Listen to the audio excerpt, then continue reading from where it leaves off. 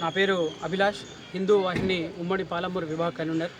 ఇవాళ స్థానికుల సమాచారం మేరకు ఇవాళ ఇక్కడున్న జిల్లా వ్యాప్తంగా ఉన్న హిందూ వాహిని కార్యకర్తలందరూ కలిసి పెబ్బేరు సంతలో ఇవాళ అక్రమంగా ఆవులను ఎద్దులను తరలిస్తున్న దృశ్యాన్ని మేము చూడడం జరిగింది.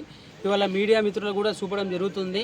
ఇక్కడ ఇవన్నీ ఎక్కడ అని చెప్పేసి స్థానికులను మళ్ళీ రవాణా చేసే దారులను కూడా మనం అడిగితే ఇక్కడ ఉన్న కేరళ, బెంగాల్, కర్ణాటక వంటి ప్రదేశాలలో తీసుకుపోయి దాన్ని కోసి తినడానికి అక్కడ ఉన్న వ్యాపారులకు ఇవన్నీ సేల్ చేయడం జరుగుతుంది.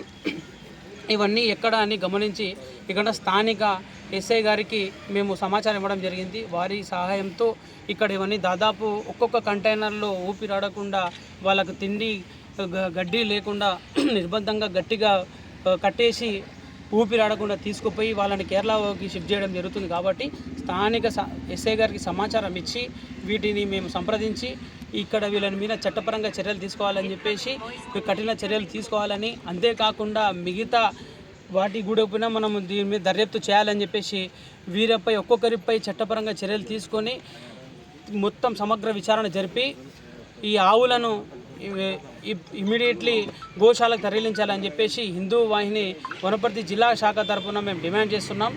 రాబో కాలంలో కూడా ఇవన్నీ దాడులు చాలా తీవ్రమైన స్థాయిలో చేస్తాము.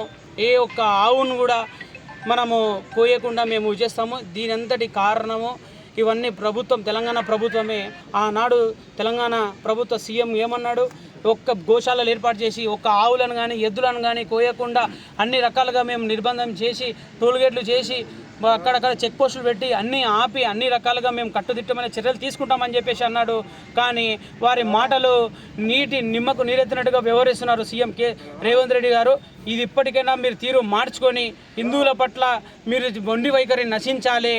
ఇప్పుడు జరుగుతున్న ఈ ఆవులను కానీ ఎద్దులను కానీ వ్యవసాయానికి పనికొచ్చే ప్రతి ఒక్క జీవిని కానీ ఏ రకంగా కూడా కొయ్యనికే పోకుండా ఆపాలి.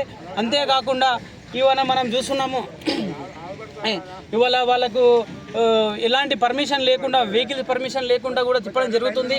ఈ వెటర్నరీ డాక్టర్ల యొక్క తీరు వ్యవహరిస్తుంటే జిల్లాలో ఏ ఒక్క వెటర్నరీ డాక్టర్ కూడా పనితీరు కరెక్ట్గా లేదని చెప్పేసి మేము చెప్తున్నాము. ఎందుకంటే ఇవాళ సర్టిఫికేట్ లేదు, ఏ ఒక్క దానికి కూడా కొయ్యాలని చెప్పేసి కానీ వ్యవసాయానికి వనికి రాదని చెప్పేసి కానీ ఏ ఒక్క దానిపైన కూడా సర్టిఫికేట్ ఇవ్వలేదు. వాళ్ళు ఇంత ఎక్కడ వీళ్ళు చేయడం జరుగుతుంది. కావున వీరిపై చట్టపరంగా చర్యలు తీసుకోవాలని చెప్పేసి, లేని ఎడల రాబో కాలంలో జిల్లా వ్యాప్తంగా కాదు రాష్ట్ర వ్యాప్తంగా నిరసన కార్యక్రమాలు చేపడతామని చెప్పేసి మీడియా మిత్రుల ద్వారా హిందూ అయిన కార్యకర్తలను మేము సవాల్ విడుస్తున్నాం.